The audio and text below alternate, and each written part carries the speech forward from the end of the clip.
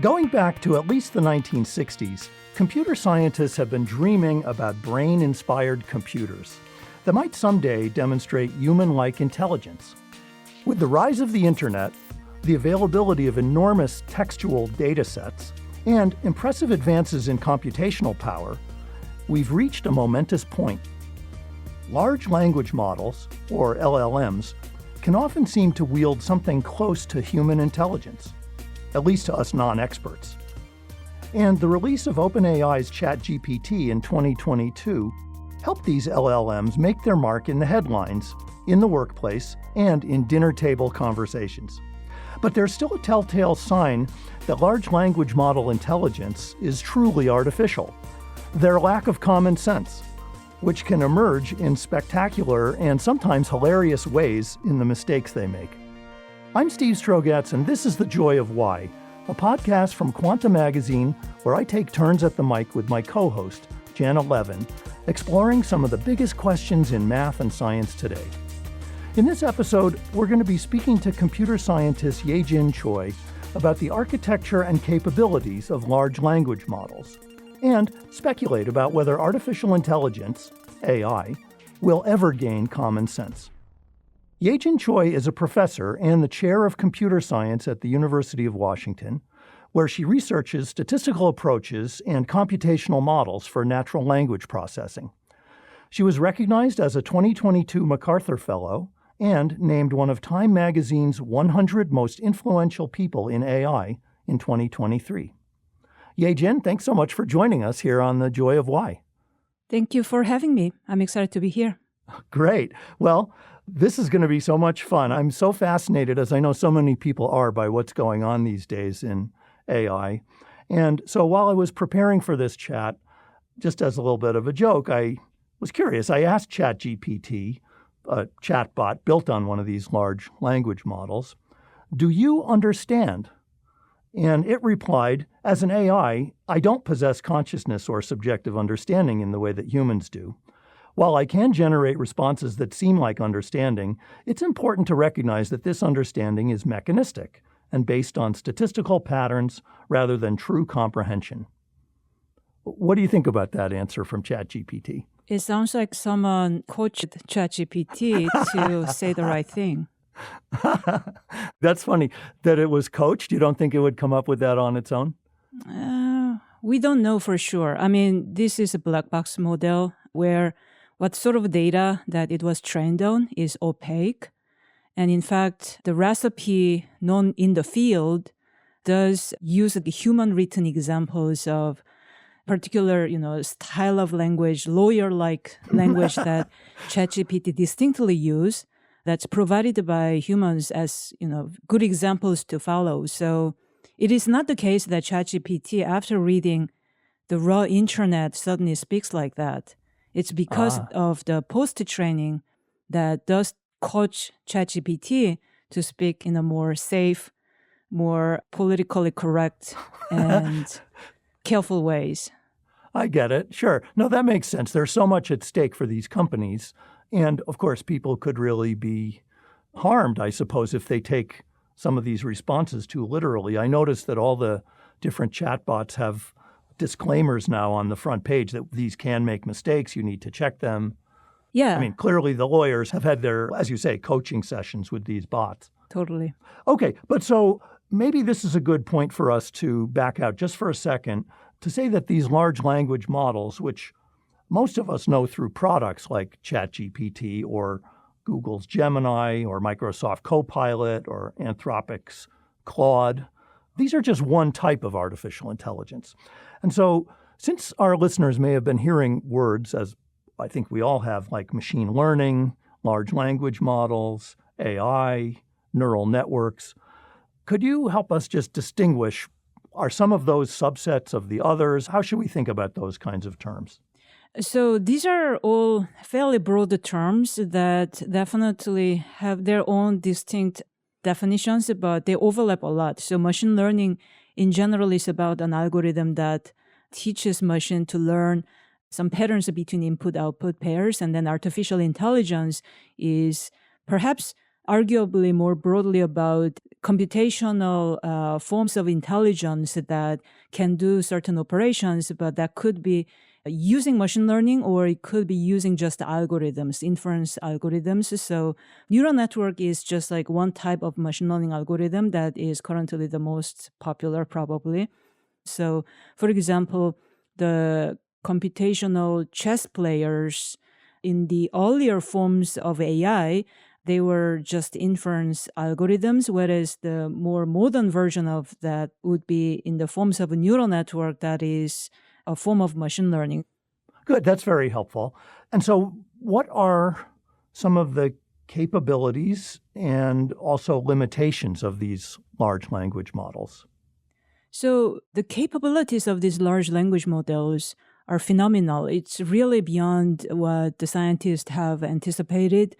Just anything that you could provide as textual input, it turns out these large language models can do quite well in answering them, even if it requires open-ended answers. Long text input-output turns out to be really, really great. So not only can it do simple reasoning, multiple choice question type, question answers, but also any topic that you throw at ChatGPT, it will be able to answer strikingly well. The truth is, though, it's really a reflection of human intelligence that is shared on the internet, and internet is vast. Humans typically are not really aware of how vast that is because humans have limited capabilities in digesting and reading what's out there. But the machine uniquely can really read them all, literally. So then it can mimic the sort of knowledge and wisdom that people shared online, and then in some sense read them back to you, but not in the verbatim sense, but in a more rephrased sense. So it's not like the exact copy of what it has written from the internet, but it's able to rephrase, it's able to synthesize so that it sounds new enough for people. That is, as you say, phenomenal. One of the most remarkable things, you can ask it to generate college application essays or help you write a Python program. I mean, I tried one time, just for fun, to have it write a Saturday Night Live skit where Donald Trump plays a psychiatrist and he tries to, give advice to his patient, but in the style of Donald Trump. And it was really funny and did something that sounded a lot like Trump. And I can't imagine that, as you say, that's not verbatim on the internet. I don't think Trump has ever been playing a psychiatrist, but it's amazing the synthesis that it can pull off. So some people have called it sort of spicy autocomplete, what these things do. But maybe you should tell us, why would anyone say that? What is it that these large language models are doing fundamentally? It's able to read a lot of text and learn to predict which word comes next. During training, literally, all that it does is trying to predict which word comes next, but at an extreme scale. For that reason, some people just diminuate large language models as spicy auto completion machine. The reason why it's not necessarily doing verbatim regurgitation of the training data, though, is because of the particularities of the technical details being used under the hood, which is not necessarily about memorization. It's also able to do some degrees of generalization.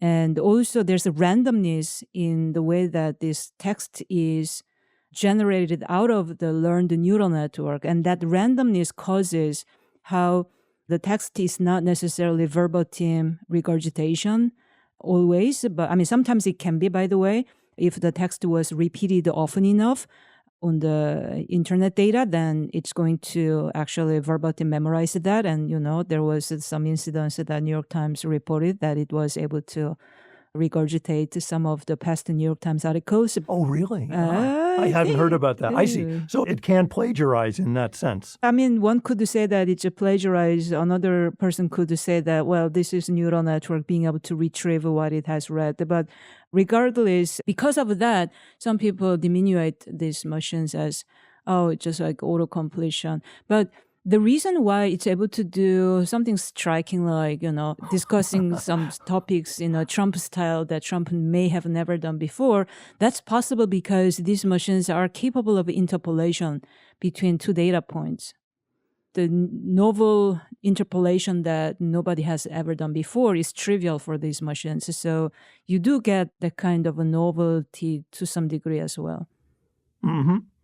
Well, so you've been mentioning training, and I think it would be great if you could explain to us a little bit in detail, what does that really mean? How would you train a large language model? Or how are these big companies that have built ChatGPT or Gemini, what do they do to train their models? So basically, the training boils down to building extremely large neural network that has layers and layers and layers of neurons piled up, and then feed internet data in sequence. And the goal of this learning process is to predict which word comes next, conditioning on the sequence of the previous words. And what's striking is that simple recipe of training neural network can lead to such powerful artifact that can do all sorts of question answering in text that comes across as a striking level of artificial intelligence for many people. But importantly, that kind of training is really, really different from how humans learn about the world, which we don't really know how humans really learn. However, it's reasonable to suspect that the humans don't necessarily try to predict which word comes next, but we rather try to focus on making sense of the world. So we tend to abstract away immediately. You and I, by the way, are not able to remember the discussions, the interactions, the conversation we just had verbatim. We just cannot, because our brain is trained to abstract immediately. But we do remember the gist of our conversation so far, such that if you ask me the same question again, I'll be surprised. So there's something about the way that humans learn, and also humans learn with curriculum and curiosity, and we make hypotheses about the world. And then if something doesn't make sense, even children, even babies, they try to do some experiments to figure out their confusion points about simple objects, the physical knowledge about the objects that they interact with. But machines, from day one, they're fed with New York Times articles. And they don't have any saying in what order they're going to read this text, nor do they have any saying about, oh, wait a minute, I really want to read something again. There was something really nice and curious about this particular, say, Hemingway's book that caught my attention that I want to read slower. The way that learning happens is so different. And it's quite striking how you can bypass the normal way of learning of humans and then still produce something that speaks human language so well. You've raised so many interesting points there. For instance, when talking about babies or people at any age, really, that we have curiosity, we have desires, like we want to read or reread that Hemingway passage, or maybe there's something we don't like reading and we would like to skip it. So far, we have talked about artificial intelligence, but we haven't talked about artificial emotion, right? Like the fact that these machines so far were not really putting in desires, it seems like that might limit what they can do, given that babies and people of all ages have willpower, they have desire, they have things they wish. Do you think that emotion is a big part in human learning that these machines are missing? Yeah, that's a great point. And in fact, it boils down to the fact that we are bio beings at the end of the day. We have desire, like a deep sense of self-identity that really makes who we are. And it's not something we can change. We are born with this, individual identity, and then we live with it. We live once, and then we live with it. Whereas AI, it's not clear what it really is because it just read everybody's writing in some sense, and it became some average viewpoint or, thoughts and emotional soup that does mimic all this human emotion and intent due to the human emotion and intent that humans put into their writing. So then these machines are capable of mimicking all that.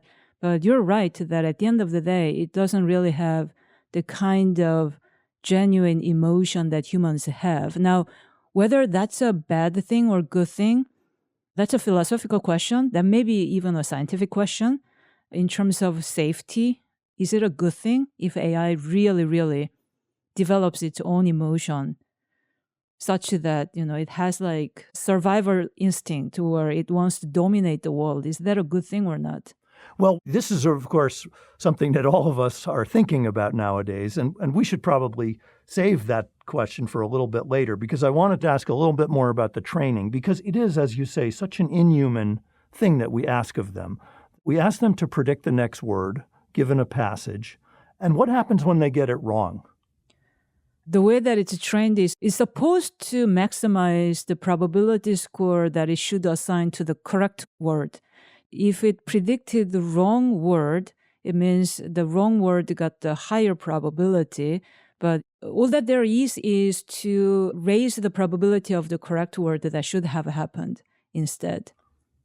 But not by directly dealing with that word, right? I mean, I guess what I'm going for is the idea of the weights in a neural network and how there are mechanisms to change the weights.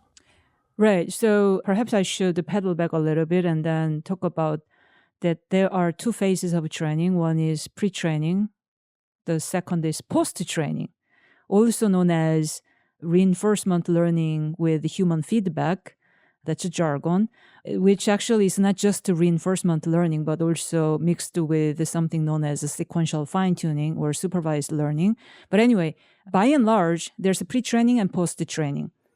During pre-training, the learning mechanism is basically to maximize the probability score that will be assigned to the correct sequence of words, meaning the exact sequence of words that happen to be on the internet. Now, there's really no reason why that's the only correct sequence of words, by the way, because for any given prefix text, there can be another different word that could be okay to say. So the notion of correctness is not quite right.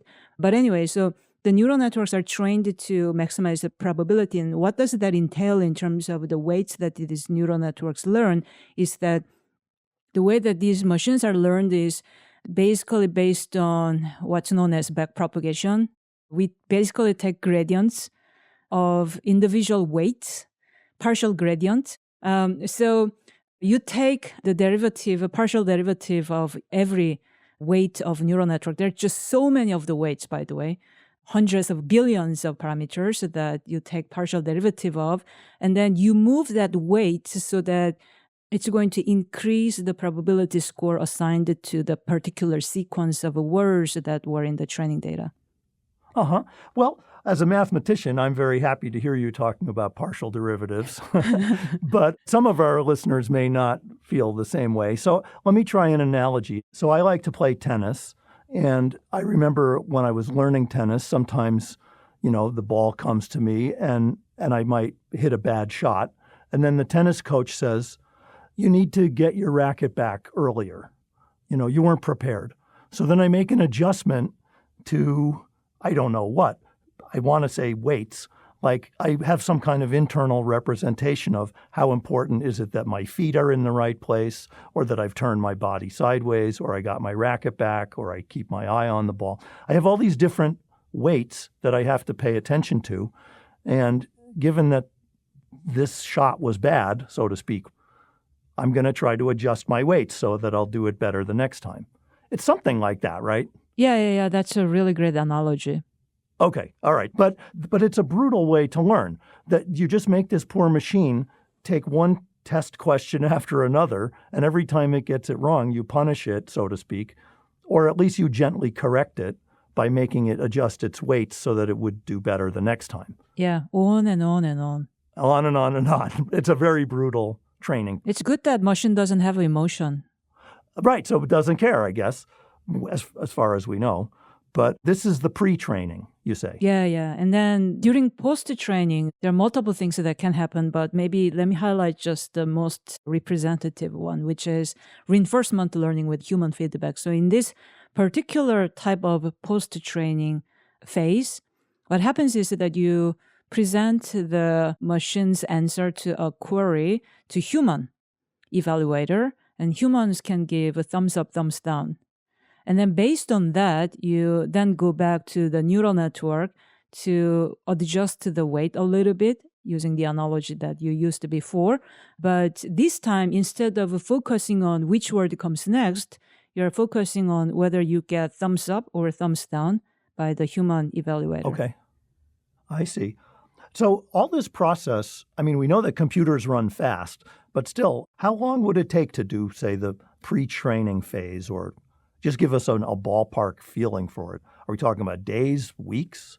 Yeah, I mean, it varies a lot depending on how much data that you are going to feed versus how much of a compute you have versus how large neural network you want to train. So there are many variables at play that determines how long it takes. And also, by the way, the tech companies don't share exactly how long it took and how much of a compute they used, but one can speculate. I would say the really good ones typically takes like a couple months if you want to push the limit. But I mean, if you want to stop earlier with a smaller amount of data, then it could be just a matter of a couple of days. By the way, if you really think about how long humans learn, 10 years of learning as a human baby, becoming a child, they still have a lot more to learn. So in some sense, a couple months isn't so bad. That is true. Now, so in your own past, I think I described you as a computer scientist, but it seems that your work has been very interdisciplinary with contributions from linguistics, from psychology, cognitive science. What led you in that direction, and why do you think it's important to look at this problem from all these different angles? Yeah, actually, I thought earlier on in my life that I'm just like a geeky person who only does one thing in computer science. But I then find myself in recent years to read books in cognitive science and neuroscience and philosophy. And I'm just still a student in these fields. It's not like I have a formal education and training. But the reason why I find that important for my own research is because there's a common ground in the quest of understanding intelligence, whether it's a form of artificial intelligence or human intelligence. There's some insights that I could draw from these other fields, and especially now that AI becomes a lot more human-like, or at least it demonstrates human-like capabilities. I personally believe that it is ever more important to do interdisciplinary research across these fields. So we did want to really talk to you about understanding and this question of common sense. We've been talking about how great these ChatGPT and other large language model-based bots are at some kinds of tasks, but what are some of their weaknesses, or I mentioned in the introduction, mistakes they make that are sort of silly or even hilarious? Yeah, so this is an example that I gave in my TED talk where I asked, if I left 5 clothes to dry out in the sun and it took them 5 hours to dry completely, how long would it take to dry 30 clothes? ChatGPT then said it would take 30 hours to dry 30 clothes. Now, this is ChatGPT trying to be too smart. In fact, when you dry your clothes in the sun, you can dry them all simultaneously, so you don't need to do the math. You just say the 5 hours. So this example became very popular. Soon after, the problem seemed to be fixed. But then, just in case, I figured that I'm going to ask the same question, but actually phrased differently. We reordered the clauses and phrases a little bit. And then GPT-4 wasn't able to answer this one correctly for some time. Then it got fixed about a month or two. So I thought the problem has been really fixed. But just in case, I decided I'm going to ask just one more variant, which was that suppose it takes 3 hours to dry a shirt and 5 hours to dry a pair of pants in the sun. For this, ChatGPT goes back to this original mode of like multiplying numbers and give you the wrong answer again. Now, this is really curious because people usually do not need to do post-tuning or post-training per se for this kind of questions. Once you acquired this basic common sense knowledge about what it means to dry shirts in the sun, you really don't need to go over different cases and teach yourself whether you should multiply the drying hours proportionately or you should use the same number because you can dry them concurrently. Once you have that common sense knowledge, you're good. The curious thing about ChatGPT is that for some reason, this is very confusing.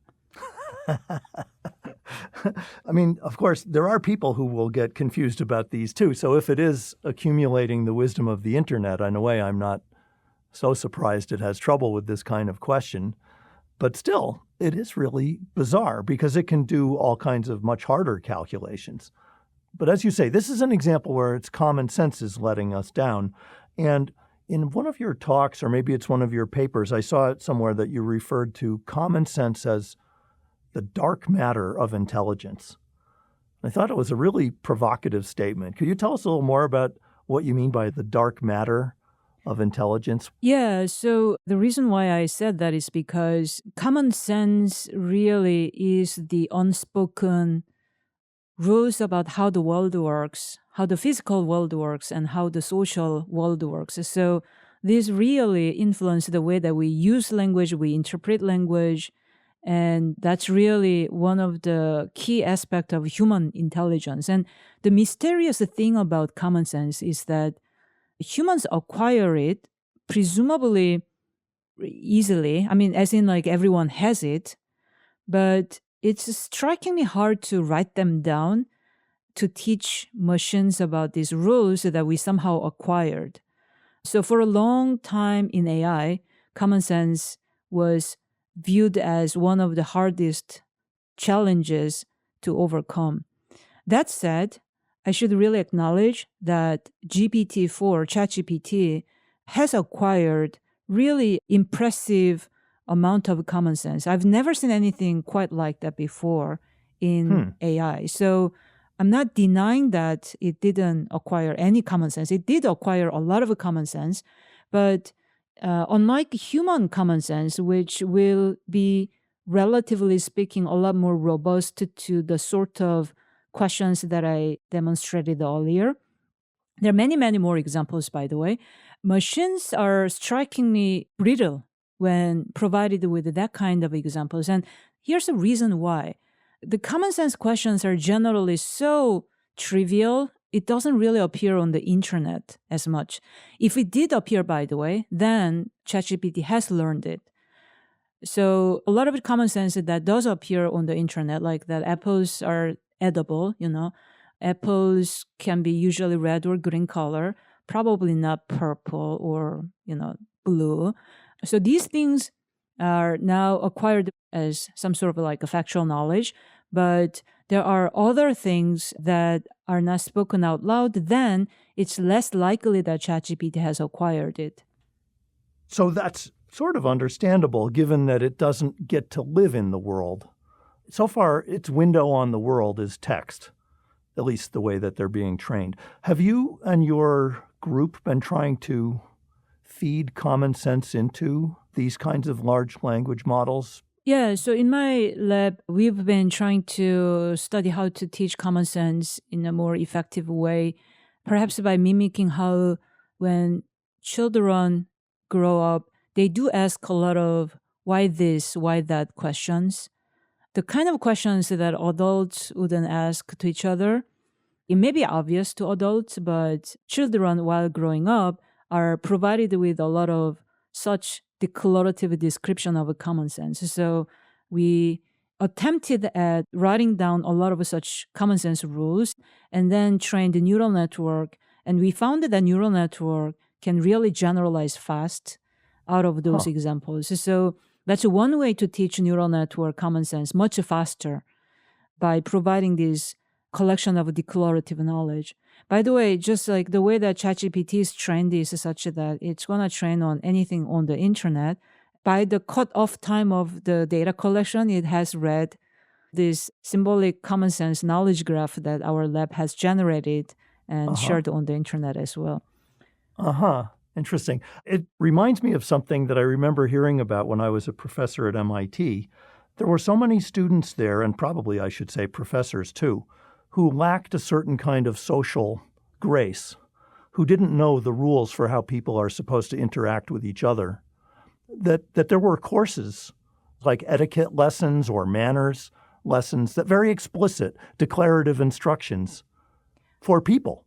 Yeah. I mean, I haven't seen such a class in person, but I can totally imagine that there could be one and some people can benefit. Yeah. But so then if you had the textbook for that course, and if that was part of the training, might be helpful to our friends, the AIs, too. Oh, I'm sure that it has already read all of them. Okay. Well, we talked a little bit earlier about the role of emotion and whether it would be helpful in acquiring common sense for AIs to have some emotional capabilities. But leaving that aside, I wanted to explore with you some other things that they notably don't have. And it feels to me, and I think other people have made this point, that there are a lot of very severe obstacles for them to acquire common sense because, for example, they don't have bodies. Like a little kid gets to fall down or play with toys, and they have hands. You know, they don't have a place in society. They don't get to interact with other AIs necessarily or with people. Like they're just missing out on the richness of existence. I guess my question is, are those things fundamental obstacles? Like, do we have to wait till we get robots that can do those things, move around in space, have emotions, have bodies, have social interactions? Maybe common sense has to wait for all of those? Or is that too pessimistic? That's a great question.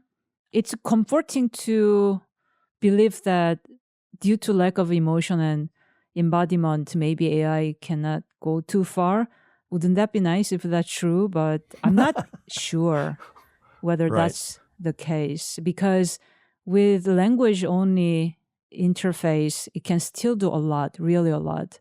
So, I mean, that's one thing. But that aside, whether AI lacking true emotion and the true embodiment, whether that's a good thing or bad thing, on one hand, it's definitely a limitation compared to human intelligence. But on the other hand, whether that's the only way to acquire the kind of intelligence that humans have may or may not be true. It's not clear. This is the kind of scientific question that is not as well understood yet. In any case, I don't necessarily believe that, therefore, we should build a robot that has true emotion. I mean, AI should have emotional intelligence and awareness so that it's going to interact with humans in a pleasant, non-harmful way. Mm-hmm. But when AI has its own desire and emotion, that may be just an interesting intellectual question, but I'm not sure in terms of the benefit to humanity, whether that's the right kind of a question even to ask in the first place. I mean, let's just say that AI falls in love with another human being. Like it really feels the love. Is that a good thing for humanity? Especially if it's going to start doing things that could be harmful for other human beings because it's willing to sacrifice everyone else to serve this one human in the world. Oh boy. And then embodiment, I'm skeptical that we can go that far. Because the thing about the bio embodiment is that the human fingers, for example, are unbelievably dexterous. We don't yet know how to make delicate joints that can move around in all different angles. And then, humans' taste buds. Is it even necessary to build a robot that can smell and taste in the way that humans do? It's maybe a philosophical question too, but I personally don't think it's all that important to build robots that really truly mimics every capability of a human being. But we don't even have the technology. Yeah. No, it's also interesting since we're kind of speculating now and letting our imaginations go, we could endow them with other senses that we don't currently have, like, for instance, the sonar that bats use, or electric fish swimming in muddy water, that can sense electric fields. Like, you could imagine them having super senses as well as super intelligence. But as you say, it's not at all clear that this is a good idea to be doing any of this, even if we could do it. So maybe we should close with the final part of our discussion, thinking about questions like this, about policy, about transparency. It's such an expensive pursuit, as we already mentioned, to build these, that only very few people or organizations are making the decisions right now, and they have proprietary data and techniques. Do you see this as a big issue in the field? It's a huge issue in the field. What could possibly go wrong with such concentration of power? Yeah. I think especially the opaqueness of the data does feed into unnecessary hypes and fear as well. Going back to your earlier example of how ChatGPT might answer in a very lawyer-like way that it may or may not understand in the way that humans do, and it's just a machine and it has limitation. When it says that, does it say that because that's exact data that was used for post-training adaptation of ChatGPT so that it's going to interact with the humans in a more politically correct way? Or is it that it has genuinely acquired such self-awareness and introspection capabilities to realize that, oh, I'm a mere AI trained on human data? I think if post-training data was transparent, a lot of those unnecessary hypes would be addressed. And also, I think for the purpose of AI safety as well, I personally believe that more transparency is helpful so that we better understand where the limitations are, where the flaws are. Is this something that governments need to impose on the big companies? Is that what you're suggesting? Probably there should be more government involvement in thinking about AI policy. It's a very important topic that one needs to address very carefully, though, because I can totally also imagine a policy that just slows things down unnecessarily without actually adding much, depending on how it's implemented. So it's an effort that requires really a broad range of community involvement, and also there needs to be effort to increase AI literacy across people outside the AI, including policymakers, but even for daily users of AI, so that they understand really what the limitations of these models might be, so as not to overtrust. Well, I'm reminded of a time long ago when genetic engineering was new, and a lot of biochemists and molecular biologists on their own got together to sort of police themselves about what kinds of experiments they would conduct or not allow themselves to conduct. I wonder, is that something, rather than having the governments do it, do you think maybe the community itself should be coming together, including the big companies? Do you think that's the way to go? In general, I think these collective efforts where people of all sectors have a way of contributing what AI should and should not be in some high-level declarative sense. We probably all agree that AI shouldn't be used to develop bioweapons, or AI should not propagate racism and sexism. But then there can be more gray zones, and we then need to think about what to do with those gray zones. What do you see as the biggest dangers in this space right now? What do you realistically think we should be worried about? I think there are a lot to worry, especially in the near term, like misinformation, increasing use of AI for generating fake media to support a particular political party. That's one thing. But actually also seemingly benign use cases such as, people faking their social media feed might have more longer term consequence in the way that people generate and consume social media content. By the way, I used to think internet is the byproduct of human intelligence, but that may not be the case in the coming years because too many people use ChatGPT for all sorts of their writing jobs, I hear. There are even some papers that start using ChatGPT, and then the authors were not diligent enough to remove when ChatGPT says, oh, it's an AI model, blah, blah. At least they should have read. Oh, I shouldn't laugh. Yeah, no, it's serious. But then again, I mean, let's be real. I have a colleague who's a very good and honest person. English is not his first language, and he has told me that he uses ChatGPT to improve the grammar of the abstract for his papers. That seems like a fairly benign use. He's written the abstract. It's just sort of like a writing coach helping him.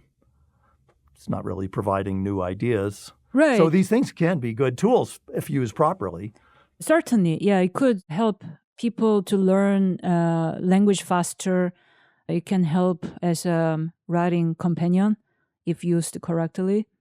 But it's going to have unwanted side effect on humans as well. I do wonder whether it may be okay in the end, but I do wonder personally whether it's going to somehow make measurable changes in the human capabilities of writing and reading comprehension or not in the longer term.